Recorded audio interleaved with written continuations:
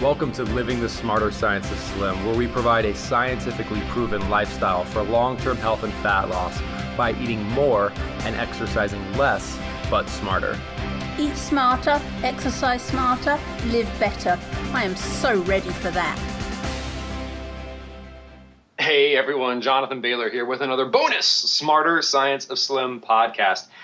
And I got to admit, friends, I am a little starstruck, and a geeky starstruck, because we have one of my favorite researchers in the world, a woman whose work I actually quote heavily in my upcoming book, and just someone who I really think is going to blow the roof off and just shine a spotlight on what I believe we'll look back in a few decades as one of the great catastrophes of public health, and that is none other than Dr. Nicole Avena, and she is the author of the upcoming book, Why Diets Fail. She has a PhD in she is a neuroscientist with a PhD in psychology, and what was the other one, Nicole? Sorry. Science. There it is. And she focuses on the fields of nutrition, diet, and addiction. And specifically, what has made me such a big fan of Nicole's work is the amazing clinical research she's done on the addictive properties of sugar and added sweeteners. So Nicole, welcome to the show. Thank you very much, Jonathan. I'm happy to be here, and thank you so much for the very kind introduction.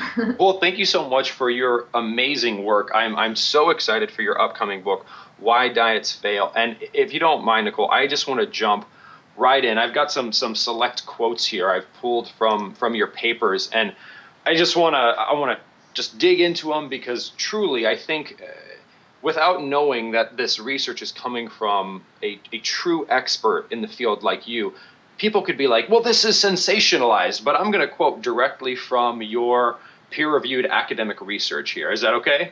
Oh, sure.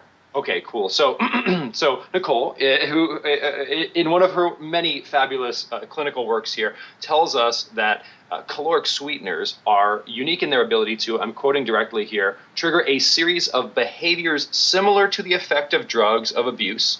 And then you go on to continue that these are categorized as binging, meaning usually large bouts of intake, opiate-like withdrawal indicated by signs of anxiety, behavioral depression, and craving measured during sugar abstinence as enhanced responding for sugar. There are also signs of both locomotor and consumatory cross-sensitization for sugar and drugs of abuse, aka animals fed sugar are more likely to consume amphetamines, cocaine, and alcohol.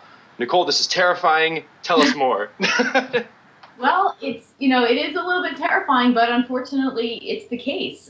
So I've been spending, I guess, a little over 10 years now trying to understand why it is that so many people find it difficult to cut back on overeating all of these delicious, palatable foods that we have access to these days. And I started off doing research in laboratory rats, because those are great ways that we can understand what's happening in the brain.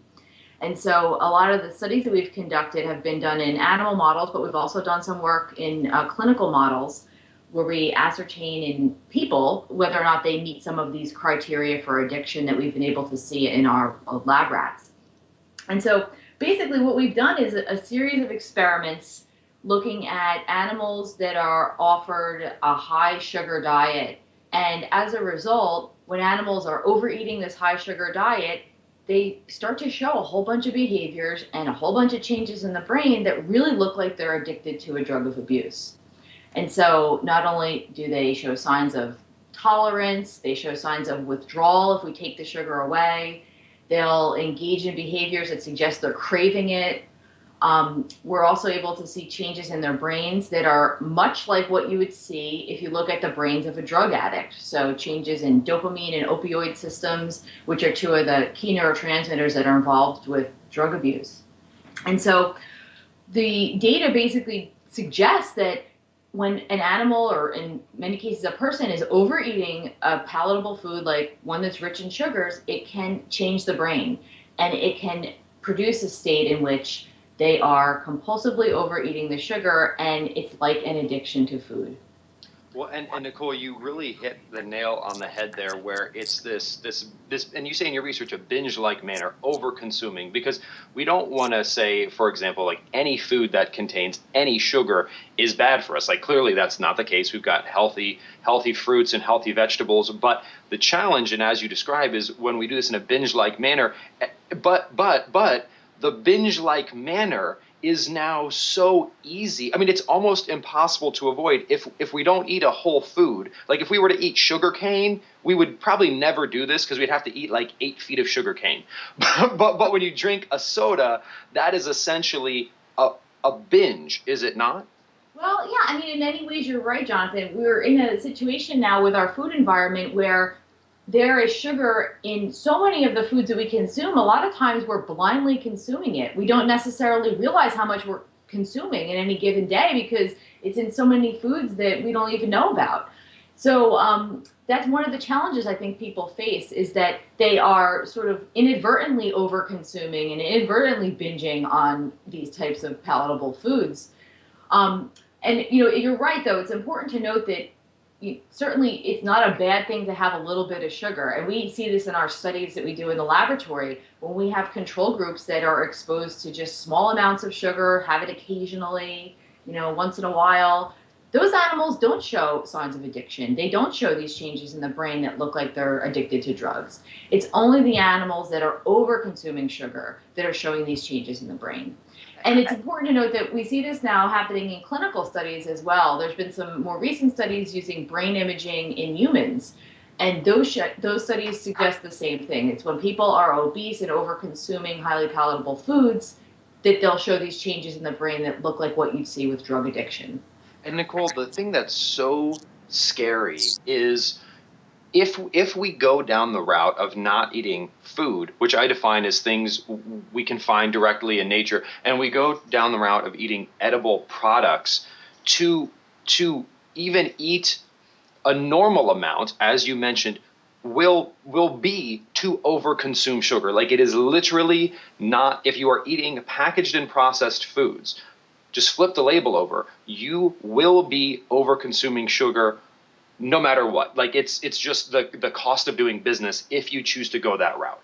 Right. And, a part of the problem is the labeling. So when you look at the back of your favorite product, as you put it, which is a good term, there's a lot of different things that go into a lot of these processed foods. And so there's a whole bunch of names on the back. And if you just simply look for the word sugar, you're actually going to be misled because sugar has many names. Mm-hmm. It's not just sugar. There are things like high fructose corn syrup, which is an added sweetener, corn syrup. There's a whole host of names that basically all point to the word sugar. And so there's lots of different ways to say sugar. And so, you really need to be aware of the labels and understand what you're eating and understand what the ingredients are in order to get a fair assessment of how much sugar is in the foods that you're consuming. Something could appear to be sort of moderate in sugar intake, but when you really get down to the nitty-gritty, it probably contains a significant number of calories from sugar. Oh, absolutely. I mean, Nicole, I don't think people actually realize a lot of those foods that contain quote unquote a lot of sugar. When we say a lot of sugar and we look at it from a percentage perspective, and again, I don't mean to throw these foods out the window and say you can never eat them, but for example, skim milk gets more of its calories from lactose, which is a sugar, than from any other component, for lack of better terms, of that food. So right. It is, people don't realize that. It's like when you drink skim milk, you are drinking mostly sugar. Right. And my favorite example, which is another one that's, marketed more toward being a healthy product, is vitamin water. Mm-hmm. 96% of the calories are from sugar. So basically, you're just drinking liquid sugar. And so it's important to think about how many calories are coming from the sugar, in addition to how much sugar is contained in the product. You don't want to be eating something or drinking something that's largely, just sugar calories. That's not good.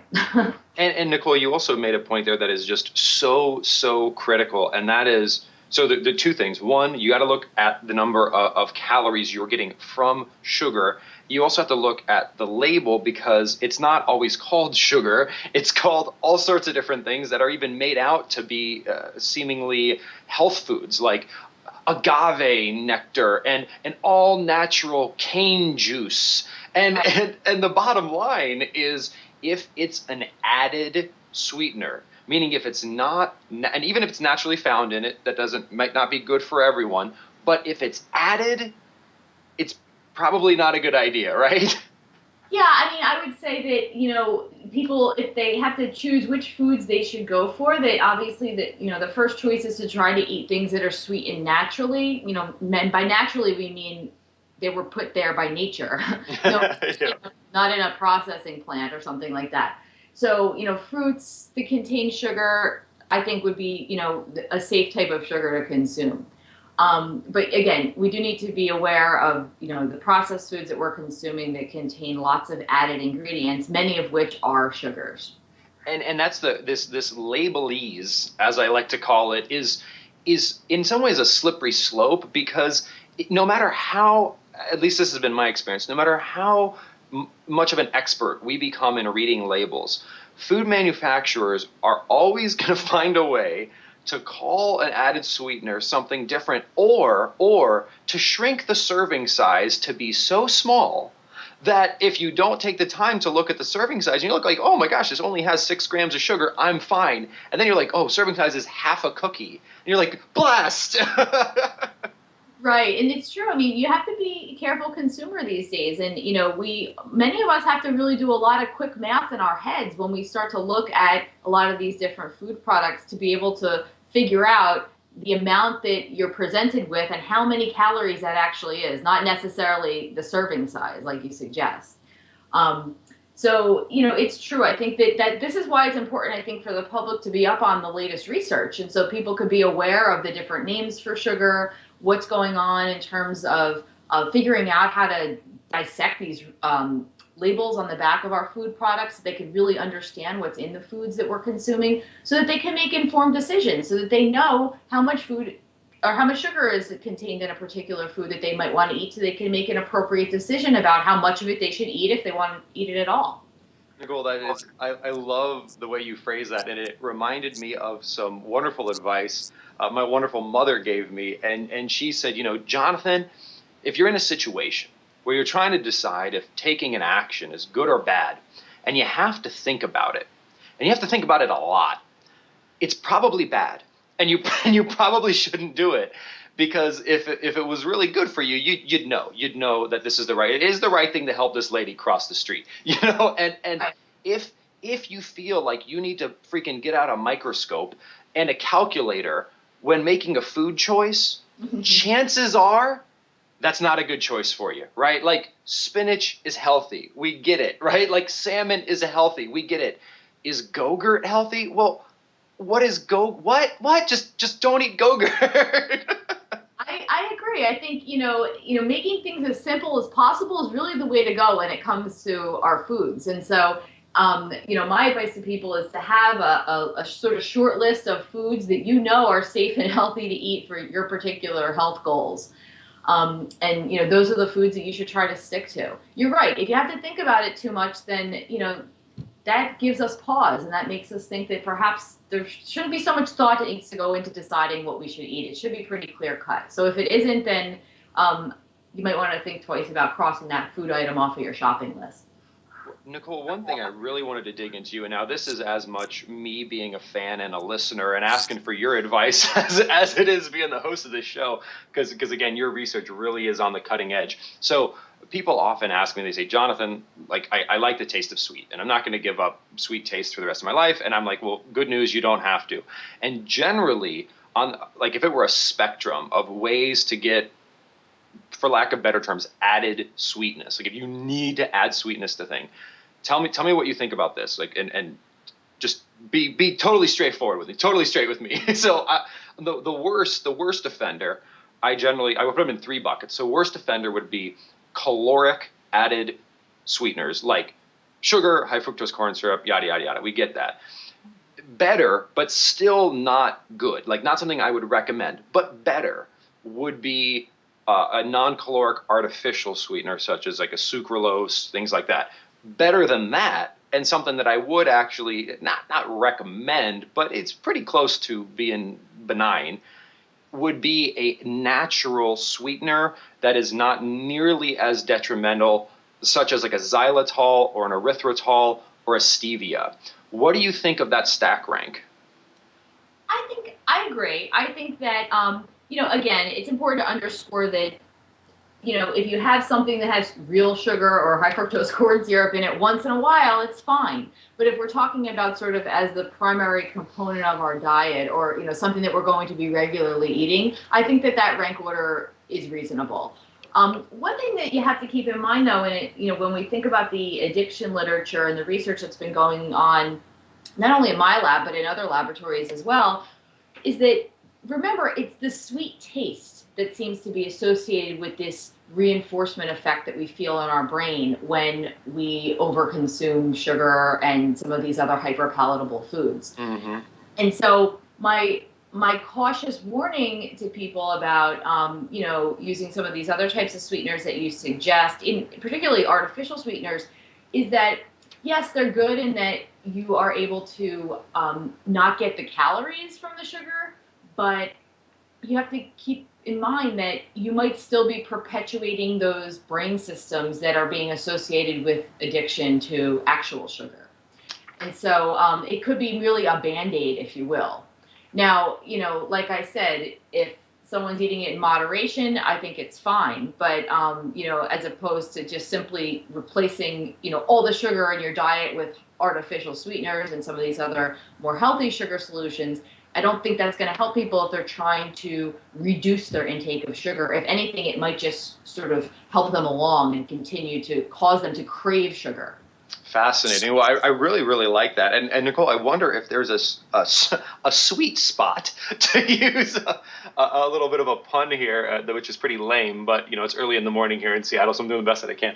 Let me give you an example of a place where and this might sound a little shocking, use added sweeteners, but the sweetener I'm using is a xylitol. So I love pure, undutched, raw cocoa. Fantastic source of healthy fats, nutrients, antioxidants, all kinds of fun stuff. But if you've ever tried to eat that food by itself, it's a bit like like drinking paint thinner. Like, it is foul. That's why candy bars have a lot of sugar in them. So, but if I take some raw undutched cocoa and I combine just a few teaspoons of xylitol, I'm able to, it's not actually sweet, it just tastes like a very, very deep chocolate bar, like an 85 or 100% cocoa chocolate bar. And then I'm able to enjoy that incredibly healthy food. What do you think about a strategy like that, where it's not really sweet, it just makes it not disgusting? Sure. I think it sounds like you're simply adding something to kind of mask the bitterness of the cocoa powder. Is that what? No, that's absolutely, yeah. Cocoa, I mean, most people don't realize that, but cocoa is horribly bitter right. by itself. So you need a little something, or you're probably never going to be able to eat the wonderfully healthy food that is cocoa. Right. I agree. I mean, I think, people you have to do what's going to work for you. And I think if you, have these little strategies here and there that you can use to help you to, make your diet primarily healthy, I think it's fine. And, adding some of these types of things that you suggested would be a good way to do that. It's just that we just need to be mindful of how much we're doing it and how often we're doing it. So if you're, adding this and having your, cocoa 5 times a day, that's probably not a good idea. But if it's once in a while, then, yeah, that's fine. Moderation is key, and monitoring ourselves is key, and making sure that we're aware and keeping our intakes in check. I think that's really the way in which people can control their intake of sugar-rich foods and as a result keep their body weights down.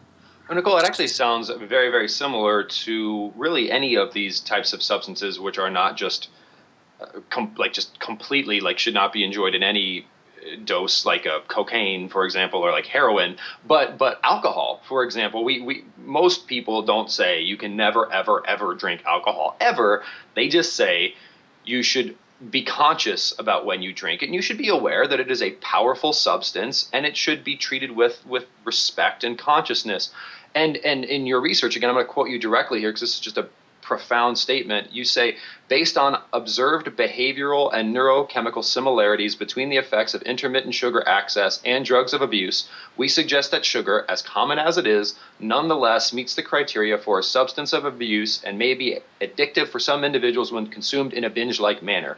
Given the similarities between sugar and controlled substances such as alcohol and nicotine,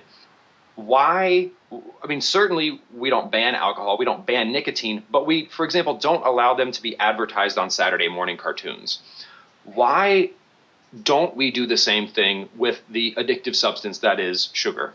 Well, there's a lot of people out there who are trying to change that. There's a fair number of people who are interested in getting policy put forward that would regulate advertisements toward children and would have some regulation in terms of how much sugar-sweetened beverages you can consume, in the sense that, we would limit the portion sizes that are available. So there are some steps being taken, I think, to begin to possibly think about, treating sugar in a way that we can somehow regulate it. It's very controversial, as you can imagine, because a lot of people, don't want that to happen and want to have, personal responsibility over their food, which is certainly something that we all want to have. But, nonetheless, it's true that there are similarities between the effects that we see with these high sugar foods and with alcohol and with other drugs of abuse. And, whether or not we're going to see sugar regulated in the same way that we see alcohol regulated has yet to be seen. We'll have to see. Over the next couple of years, I think we're going to be seeing a lot of activity regarding that. As more and more people are becoming aware of the research that's going on in this area, and also becoming cognizant about the amounts of sugars that are in different foods that they consume. It's very, very well stated, Nicole. And the thing that just continues to shock me is, I totally understand people saying it's ridiculous that an adult can't buy a soda of whatever size they want. I get that, because you could buy as much alcohol as you want once you're over 21. So I get that. However, what I don't get is the complete non-regulation around children. Because children are not adults yet. They're not necessarily able to be as conscientious. And in fact, given their predisposition to, they've already got this hormonal chaos going on. They've already got excessive energy going. To say that there should just be nothing, not only nothing, but even a celebration. We explicitly target sugary foods at children. So it's like not only is it not regulated, but it's almost counter-regulated. It's like we're intentionally spending the most time and the most money focusing our marketing of these foods on the small people who essentially can't resist it. It just seems like that is literally immoral. That's my personal opinion. Yeah, well, it's true. There's a lot of research and a lot of people who, have the same line of thinking as you. And it's true. The obesity epidemic and, unhealthy children are becoming the norm. We're seeing that among young children, even toddlers now, we're seeing being, overweight. Really young kids developing type 2 diabetes, whereas, 50 years ago, kids didn't get type 2 diabetes. It was rare. Mm-hmm. So, it's definitely something that's on the public health screen now, and we're starting to see, a lot of interventions coming into place to try to educate children about the dangers of, drinking sugar-sweetened beverages in excess and eating junk food in excess. But you're right, they're kids. They don't always, take the information that they know to be true and apply it. It's really up to the parents to do that and to teach them that, the proper nutrition methods. And so I think, a lot of this education needs to first be geared toward the parents so that they can help teach their children what are, appropriate types of foods that they should eat, teach them how to eat in moderation. And I think that we're going to see a lot more research coming out about how this can affect children, particularly with the addiction side of it, because you're right. If, a lot of these foods are being marketed, my favorite is the sugar-sweetened cereals. They, always have some sort of cartoon character on the box, and they're really sort of pushed towards children. If kids are the ones that are sort of falling victim to the effects of overeating these sugars and they're starting off early in life, then it's going to set them up for a lifetime of potential health problems that we want to try to mitigate. And if not only for the individual, for the collective good, right? I mean, if an individual has to spend 90 years as a diabetic, someone is paying for that. Right. Someone is paying for that, and that's millions of dollars. Like for that one individual to give someone insulin therapy for 90 years is millions of dollars, is it not? It is, and I often, when I give lectures on this topic, I often remind people that being overweight or developing type 2 diabetes, these aren't necessarily just medical problems. There's a whole host of associated problems that go along with having an increased body weight and potentially developing diabetes. You have, of course, all the medical risks that are associated with that, but there's also the psychological factors. People who are overweight, particularly kids that are overweight, they struggle in school, they have a hard time with relationships. It's just not fun to be an overweight kid. Also, as you mentioned, there's economic consequences. I mean, all these medical crises are going to cost a lot of money. And so the burden of that is going to fall upon us as a society. And so that's something that we need to think about when we're talking about children who could potentially be developing these disorders like diabetes in their early ages. Nicole, it is literally something I think we're going to look back in decades and just scratch our heads and say, like, what were we thinking? What is going on? I mean, it's a bit like when you look back at the way cigarettes, I mean, anyone who watches the very popular show Mad Men, you look back and you're just like, my God, everyone smokes, and doctors are like, smoking is okay for you. And we're like, that's crazy. I mean, again, and folks, please understand that this is not just like random person off the street. Nicole is a PhD in neuroscience and psychology from Princeton, and she's done a postdoctoral fellowship in molecular biology at the Rockefeller University in New York City. She's got over 50 scholarly journal articles published. This is not like just crazy Jonathan and crazy Nicole talking about their theories. Like, this is science, and we have to take note, don't we, Nicole, for the sake of ourselves, for our children, and for our society? Yeah, I mean, I think that, one of the things I think that is great about doing this podcast is that you're really taking the science and bringing it to people, because part of the problem is that, there's lots of scientific experiments that go on that are conducted, and it kind of, the data get published in these scholarly journal articles, and not very often do they really find their way out into the public. And so it's up to people like you, Jonathan, to help educate everyone and to really teach everyone about what are these studies telling us? What does this mean? We need to take the information and use it. And so it's up to people to take the science that's been conducted and to make some informed decisions about what they want to do about their health and what they want to do about their food choices. And you're right, when you mention about Mad Men, how it used to be when, back in the 60s and 70s with smoking, it's a different era. And it's going to take societal changes in order for us to really make a difference in terms of the way that we perceive the types of foods that we eat, the way that we want to feed our children, and the decisions we want to make regarding, the types of things that we perceive to be foods. And so I think the more information we can get out there to people, the better it's going to be. People can make good decisions about food choices, and we'll, as a group, be able to be healthier. Well, and Nicole, it is obviously so important, as you mentioned, to get the information out there. And it's even more important to have people like you literally creating that information. I mean, listeners, you often hear me talk about actual experts and how actual experts generally aren't seen on TV wearing spandex because they're in a laboratory wearing a lab coat. And if you go to Nicole's website, which is drnicoleavena.com, and her last name is spelled Avena, you got her wonderful smiling face right there in a lab coat, because she is an actual expert and she is on the front line of research, which without question is going to save tens, if not hundreds of thousands of lives once it starts to influence the policies that it needs to. So, Nicole, I just want to personally thank you for that. Thank you. Oh, thank you, Jonathan.